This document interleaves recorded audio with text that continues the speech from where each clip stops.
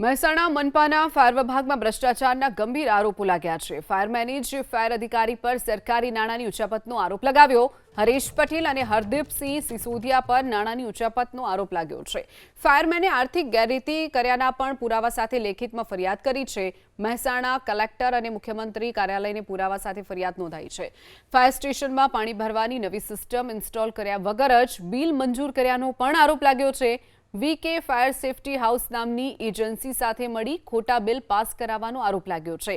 કોઈપણ ખરીદી વગર જ એન્જિનનું 58,418નું બિલ મંજૂર કરાયાનો આરોપ લાગ્યો છે। બોગસ બિલની રકમ સહિતના જે નકલી બિલો છે તે દસ્તાવેજી પુરાવા સાથે ફરિયાદ કરવામાં આવી છે।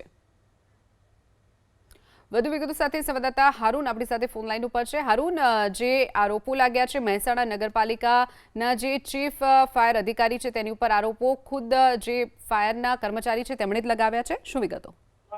મહેસાણા ફાયર અધિકારી ઉપર ભ્રષ્ટાચારના આરોપ લાગ્યા છે ને આ આરોપ તેમના સાથી જે કર્મચારી છે તેને લગાવવામાં આવે છે।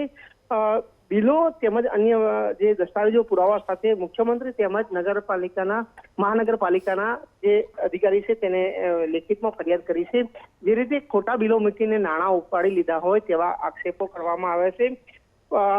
મહેસાણા મહાનગરપાલિકાના ફાયર વિભાગની અંદર પાણી ભરવા માટેનું જે સિસ્ટમ હતું તે જૂની સિસ્ટમ હોવા છતાં નવી સિસ્ટમ વસાવવાના નામે બિલો મુકાયા હતા અને તે સિસ્ટમ ના લગાવી અને બારોબાર બિલો ઉપાડી લીધા તેવો પણ આક્ષેપ કરવામાં આવ્યો છે।